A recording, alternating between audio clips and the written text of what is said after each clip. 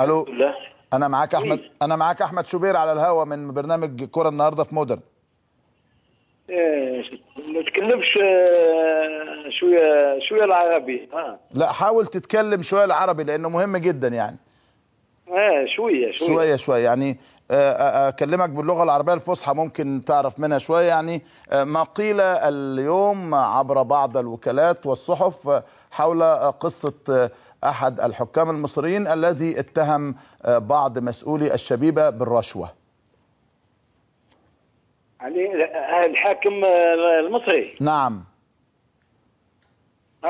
نعم اسمعك جيدا. لا يعني أنا رئيس شبيبة القبائل، راني في 20 سنة رئيس شبيبة القبائل. نعم. الحكام المصريين يعني عندنا العلاقات يعني أحسن من الفرق، من الحكام إفريقيا. نعم. يعني من البداية حتى اليوم الحمد لله. نعم. ولكن هذا الحكام اللي هضر على شبيبة القبائل نعم. ما يشحق عليه. نعم. طيب يعني دوك هضر قال لي ما قالش، ولكن شبيبة القبائل انضرت في الكلام تاعو. نعم. يعني انا شوف يعني شوف الحكام كاع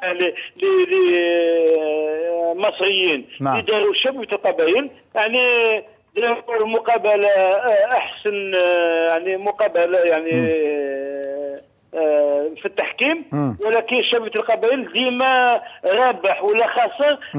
العلاقات ديما ملاح مع الفرقات الحكام المصريين. احنا متأكدين. يعني هذا الكلام أغضبك شحناشي؟ نعم. هذا الكلام أغضبك؟ على كل حال الكلام اللي قال اسم تاعو نسيت اسم تاعو. الجرحي. ايه ما يشحق. مالوش حق. اهدر قول واش كاين. وما تقولش واحد المسؤول شبيبة القبائل عنده 20 سنة. انا ما عنديش 20 سنة في الفريق. يعني دوك الا كان في الفندق لوتيل كاين واحد هضر معاه ماهيش مسؤول شبيبة القبائل. أشكرك شكرا جزيلا. ويعني بس حبينا نسمع صوتك لأن ده مهم جدا ونوضح الأمور بالنسبة للسادة المشاهدين، لأنه الأمر من العيب يعني إنه يتقال. والراجل يعني واضح حتى راجل شديد الأدب وشديد الاحترام وشديد الهدوء. على فكرة دول لاعبوا فريق اتحاد العاصمة الجزائري.